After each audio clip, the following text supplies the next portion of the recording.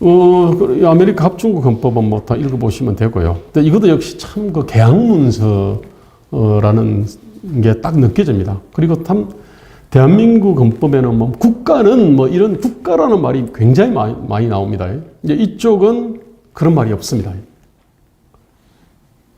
이게 보면은 딱 체계를 보면은요, 행정부, 사법부 뭐 이렇게 있고, 그 뒤에 보면은 연방의회에 부여된 권한, 연방의회에 금지된 권한, 주에 금지된 권한, 주에 허용된 권한, 이렇게 쭉 돼 있거든요. 그러니까 계약문서죠, 이게. 우리는 그런 것이 없다, 이런 얘기입니다. 참, 제가 놀란 거는 제8절 8항에 보면 저작자와 발명자에게 그들의 저술과 발명에 대한 독점적인 권리를 일정 기간 확보해 줌으로써 과학과 유용한 기술의 발달을 촉진시킨다. 이게 1700년, 1789년쯤 이게 만들어진 거지 않습니까? 그런데 이 내용이 들어있는 거예요. 나는 이런 걸 보면서, 미국이 어떻게 저렇게 위대한 국가가 됐는지, 이게 느껴져요. 우리는 아직도 아마 이 개념이 뚜렷하지 않을 겁니다, 이게. 이제 그러다 보니까, 우리가 참, 계약 개념이었구나. 예컨대, 성경이, 이게 구약 신약이잖아요. 약속이잖아요. 이게 신과 인간의 약속인데, 그럼 십계명도 약속이지 않습니까, 이게.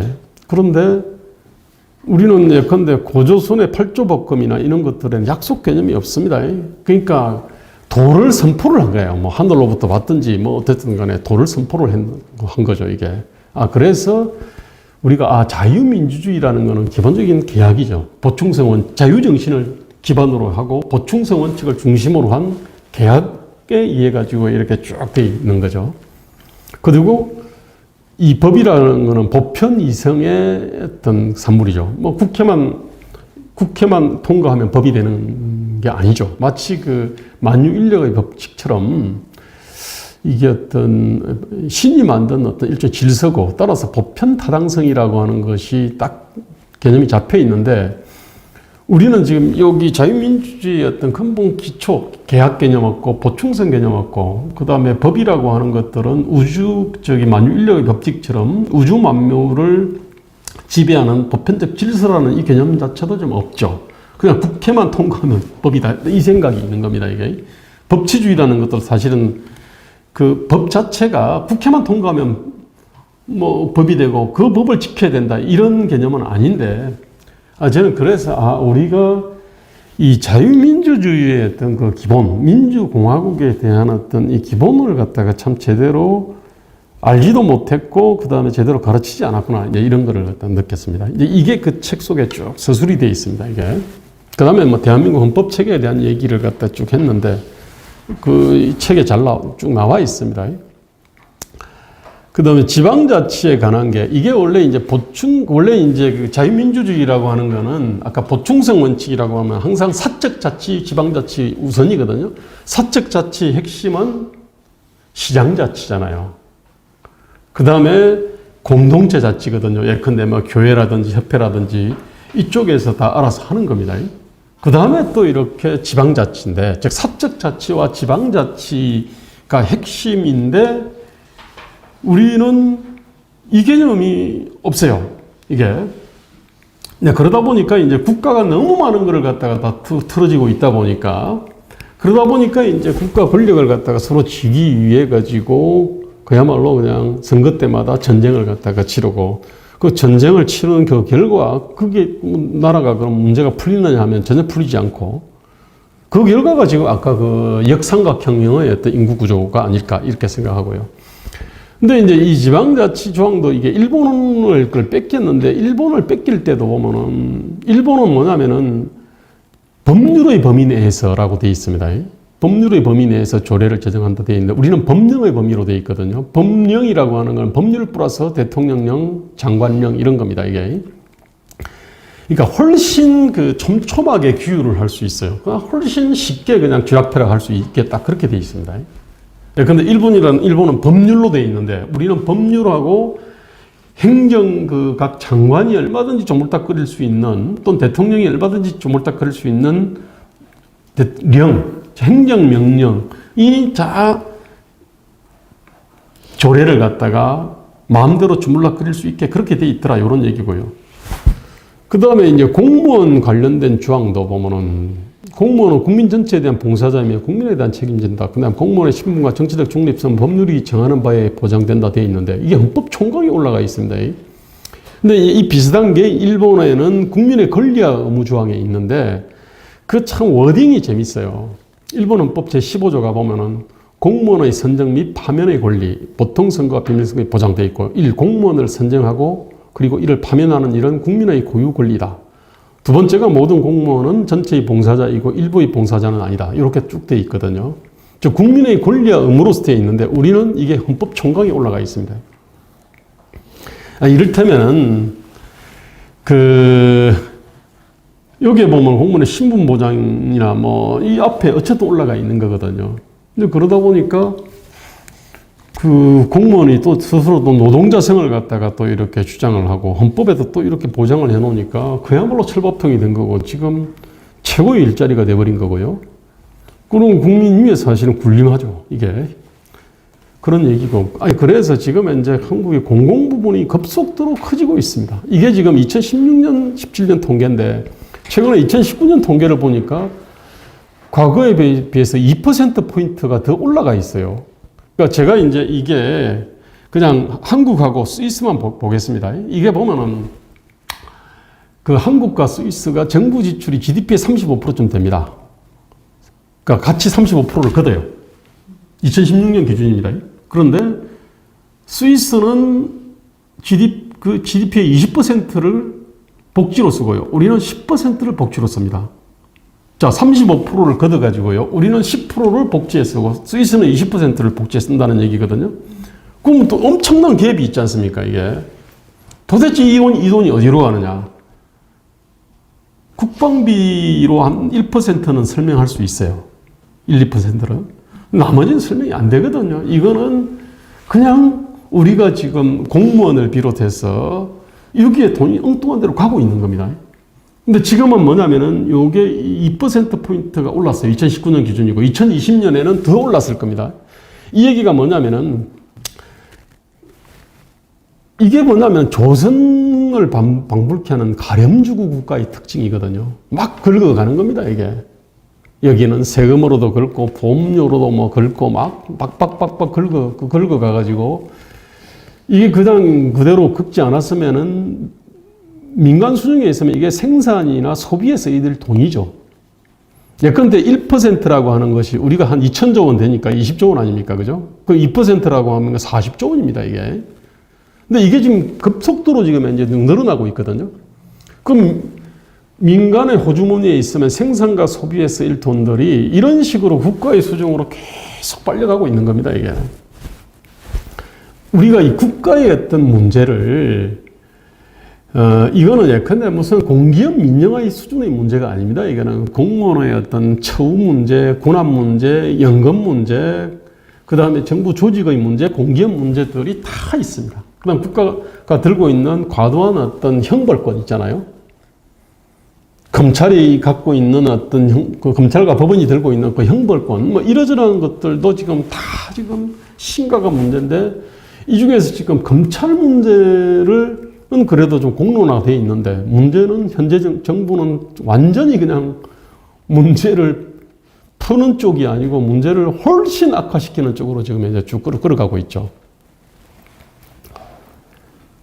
자, 그 다음에 이제 시장과 경제에 대한 얘기인데 이거는 요 책이 아니고 책 2권 왜 7공화국인가에 쭉 자세한 얘기들이 쭉 들어가 있습니다. 이거는 여기에 보면 제가 이제 이 책에서 특별히 그 토크빌로부터 영감을 받았고요. 그 다음에 왜 내가 청춘을 바쳐서 했던 학생운동과 노동운동이 바다에다 한 쟁기질이 돼버렸을까에 대한 어떤 그 성찰이 있잖아요. 그 성찰을 갖다 쭉 하다 보니까 우리가 보면은 조선을 제대로 청산을 못했구나. 친일 청산보다도 1000배, 10,000배 더 중요한 게 조선 청산인데 우리는 친일 청산 얘기했는데 이 조선을 갖다가 청산을 제대로 못하다 보니까 조선의 어떤 정신문화적 유산들이 그대로 이렇게 넘어왔구나. 이걸 걸 깨달았어요. 그래서 이제 조선체제 유산을 제가 이제 국가주의, 그 국가주의도요, 옛날 그 독일의 어떤 해겔이 살던 시대에 있잖아요. 그 시대는 300개의 어떤 공국으로 막 그냥 쪼개져 있었거든요. 그때 그 봉건 영주들 300명이 막 지배하는 그 체제보다도 하나의 어떤 이 절대 정신의 구현체인 국가가 그걸 갖다가 다 이렇게 통합을 하는 것이 낫다라고 하는 그때 그 국가주의라는 게 있었는데, 한국의 국가주의는 사실 엄밀히 따지면은 어떤 지방자치분권에 대한 대항 엔티테제가 아니에요. 우리는 지방자치분권의 역사가 없으니까. 한국의 국가주의는 성군주의 비슷합니다. 그러니까 뭐 훌륭한 왕을 갖다가 뽑아가지고, 요즘 왕 대신 대통령이죠. 그리고 그 사람한테 이제 모든 걸 맡기고, 그 사람 보고 이제 일종의 상소문을 쓰는 거잖아요. 청와대 게시판이라는 게. 뭐 그러다 보니까 이제 저기 조은산 씨인가? 뭐 이거 상소문도 쓰잖아요. 그러니까 어느 놈이 또 하교를 딱 하지 않습니까? 그 다음에 또 이렇게 문재인 대통령도 이렇게 탁 잘하니까 저기 그 벼슬을 탁 선사하지 않습니까? 정영경 질병관리본부장한테 청으로 딱 승격시켜주고 높은 벼슬을 탁 제수를 하고. 한국의 국가주의라고 하는 거는 성군주의라는 거고, 이게. 그 다음에 국가주의는 기본적으로 도덕을 갖다가 주무기로 쓸 수밖에 없습니다, 이게. 그러니까 도덕이라는 거는 계약 개념이나 비용 개념이나 가격 개념이 없습니다. 당위거든요, 이게. 근데 그러다 보니까 이게 또 문제되는 게 뭐 도덕의 개념으로 국제관계도 이게 그렇게 해버립니다. 그 국제관계에 대해서도 아니 우리가 잘못한 게 없는데 왜 일본이 우리를 침략하지? 약간 이런 겁니다. 그러니까 국제관계에 대해 가지고도 그냥 도덕으로서, 그러니까 뭐냐면은 국제관계라는 거는 원래부터 양육강식의 세계고 힘의 세계인데 그에 대한 개념이 없는 겁니다, 이게. 한국이 그 국방에 대해 가지고 상부 정신도 별로 없고 국방에 대해 가지고 등한시하는 것도 뭐냐면 조선 그 사대부들의 어떤 유산이 좀 있어요. 왜냐하면 도덕이라고 하는 거를 가지고 하니까 내가 너를 갖다 공격할 의사가 없는데 네가 왜 나를 공격해? 뭐 이런 겁니다, 이게. 어쨌든 간에 그 도덕주의라는 것들이 국가주의하고 딱 한 대 붙어 있어요. 그 다음에 이제 그 가족주의라고 하는 거는 뭐 이거는 참 특이한 게 대부분의 어떤 거의 모든 문명 세계는 마을이 하나의 어떤 마을이 거기에 어떤 연대를 통해 가지고 생산력을 증대시키거나, 예컨대 뭐 도로도 놓고 다리도 놓고 뭐 학교도 만들고 뭐 이러저런 걸 하거든요. 참 특이하게 조선의 마을은 그런 게 없었어요. 조선은 예컨대 김씨, 이씨, 박씨 있으면은 김씨가 참 먼 조상이 예컨대 정이품을 했고, 그 다음에 저기 뭐 예컨대 뭐 이씨, 뭐 김씨는 저기 저 능참봉을 갖다 했고, 그 다음에 박 씨는 이게 무슨 이 천한 일을 갖다가 했다. 그러면 이 문중끼리 뭉쳐져 있었거든요. 그러면서 이제 여기서 가오를 잡았죠. 그러니까 이제 조선의 마을은 서로 반목과 질시가 굉장히 심해요. 마을이 공동체성이 없거든요. 이게 굉장히 특이한 겁니다, 사실은. 요 얘기를 갖다가 제가 이제 쭉 했습니다. 무슨 두레니 뭐 이러저런 것들 한국에서는, 적어도 조선에서는 별 역할을 못했다. 즉 조선의 마을은 공동체성이 아주 취약했다. 이게 이제 제가 책에서 쭉 얘기를 쭉 하는 얘기입니다, 이게. 그러다 보니까 이제 가족끼리 뭉쳤더라 이겁니다, 이게. 문중이라든지 이런 형태로 대가족으로. 그래서 사회 공동체가 모략화되어 있다, 이런 얘기고요. 그 다음에 국가라고 하는 것들은 쭉 금을 끊고 뭔가 이게 위계를 갖다가 정하는 존재다 보니까 결국은 좋은 자리 차지하기 위해 간 경쟁들이 치열하고, 지금도 그래서 이제 그 한국에서는 뭐 공정담론이라는 게 결국은 이 좋은 자리를 또 올라가는 또는 들어가는 어떤 경쟁을 좀 더 공정하게 하자, 이렇게 돼 있습니다. 그 좋은 자리 자체가 그 자체가 문제다. 예컨대 공무원이 갖고 있는 저기 엄청난 그 권리, 예컨대 그 사람의 어떤 저 임금이나 연금이나 고용의 어떤 안정성이나 교육연수 기회나 이거 자체가 문제다라고 하는 인식보다는요, 공무원 시험을 칠 때 거기서 예컨대 아빠 찬스 없는 거, 엄마 찬스 없는 이런 수준으로 생각한다는 겁니다, 이게. 그래서 이게 일종의 좋은 자리 차지하기 경쟁이거든요. 이걸 지대추구라고 얘기합니다. 그런데 이 지대추구에 대한 이 지대가 일종의 뭐냐면 불로소득을 취하는 거거든요.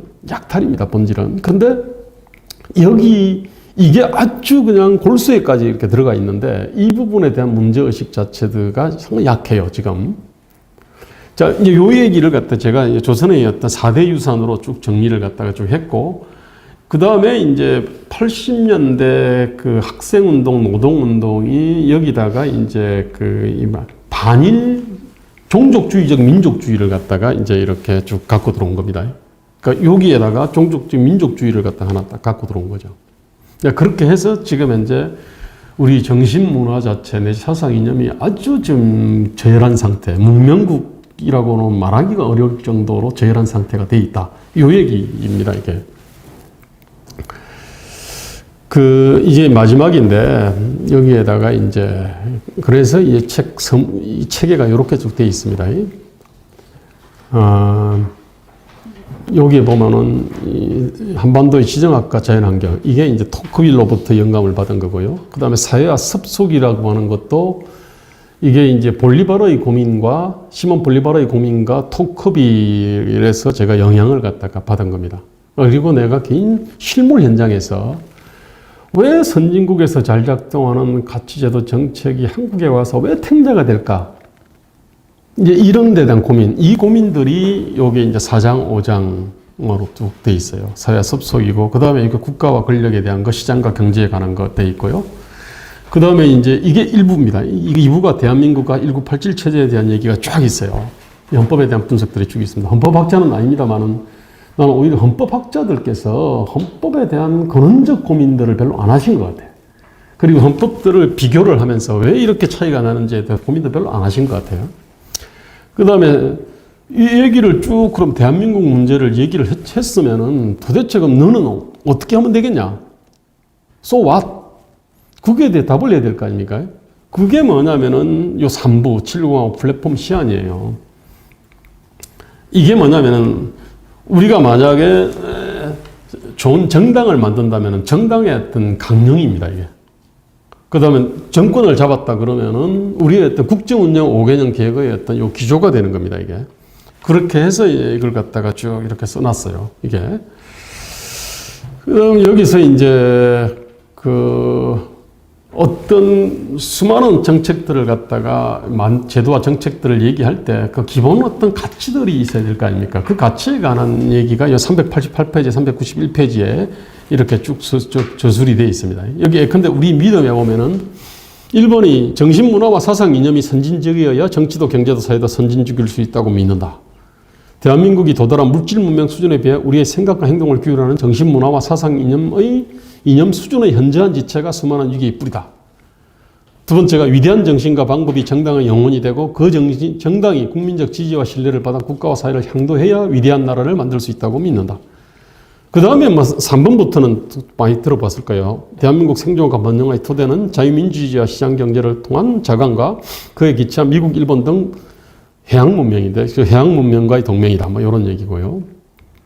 근데 네 번째는 선진문명의 수입, 모방, 창조와 개인기업, 민간, 정부 차원의 세계 경영을 통한 인류 공영에 대한 기여로서 그 개인기업, 지방, 국가 차원의 세계 경영 전략이 대한민국 발전의 길이며 지구촌과 대한민국 공영하는 길이다. 이게 뭐냐면 세계 경영에 관한 얘기입니다.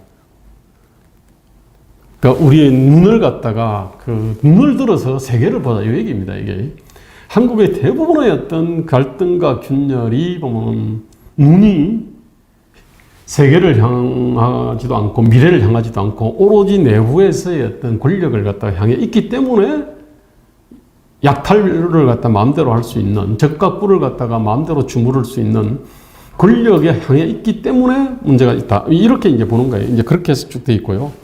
그래서 마지막에는 원래는 이제 이렇게 표현돼야 돼요. 마지막에는. 이거는 어떤 정부의 비전과 전략일 수도 있고요. 어떤 당의 비전과 전략일 수도 있습니다, 이게.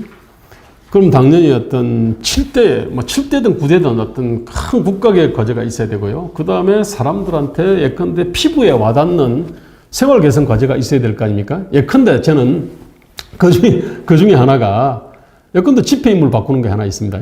다 조선시대 인물이지 않습니까? 그건 뭐, 이제 그런 얘기를 갖다 하는 사람 많아요. 제 책에도 일찍부터 했던 얘기인데, 요즘은 그런 얘기 많이 하더라고. 그 다음에, 속도 제한 50km로 걸려 있지 않습니까? 제가 볼 때 아마, 서울이라고 하는 대도시를 무슨 유럽의 무슨 몇십만짜리 도시들, 유럽의 고도처럼 무슨 느림의 미학들을 느끼는 도시로 만들려고 하는 어떤 그런 것 같아. 근데 그것이 아니라 속도를 갖다가 올려야지, 이게. 아니, 속도를 갖다가 30km나 20km로 할 때가 있습니다. 학교 앞이라든지 이런데. 그렇지만 간선도로는 속도를 지금 60이 아니라 70으로 올리고, 예컨대 고속도로는 110이 아니라 130, 140으로 사실은 그렇게 올려도 되잖아요. 예컨대 뭐 이런 거예요. 이렇게 해서, 그 다음에, 근데 이런 거는 자잘한 거고, 큰 국가개혁 과제는 이제, 뭐 해양 문명과 연대나, 그 다음에 무슨 북핵 비플랜이나, 군 지원병제 이런 거고, 그 다음에 정치사법지방자치 쪽에서는 상하 하원제, 대통령제 폐지라든지, 연방 수준의 어떤 분권이라든지, 쓰레기 법령들 폐기라든지, 이러저런 내용들이 들어가는 거고, 정부 공공 쪽에서는 공공 부분 한 30%를 축소하는 거, 공무원 급여법을 갖다 제정하는 거, 그 다음에 공무원은 아예 계약직을 원칙으로 하고, 공무원 연금을 개혁을 하고, 이런 내용들입니다, 이게. 이제 이런 것들은 똑똑한 사람 한 사람이 이렇게 하는 것이 아니라 어떤 생각을 같이 하는 사람들의 어떤 이 강령 토론을 통해 가지고 이제 정년을 갖다가 해서 그 안에서 이 금과 은을 갖다가 쫙 뽑고, 그 다음에 금은을 뽑아가지고 그걸로 이제 잘 깨면 목걸이가 되지 않습니까? 그죠? 반지가 되든지. 그런 식으로 만들어야 된다는 얘기입니다. 바로 이제 그 작업을 하기 위해 가지고 제가 이제 이 책을 갖다가 썼고, 요 그림은 요 책에는 없습니다. 이게. 지금은 제가 이 책을 가지고 계속 고민을 또 진전시키면은 이거를 가지고 몇 쪽짜리 어떤 선언문이 나올 수도 있고요. 그 다음에 딱 한 쪽짜리 요런 어떤 이 비전하우스라 그래요. 이 비전하우스로도 나올 수 있다. 요런 겁니다. 자, 일단 여기서 강의는 마치겠습니다.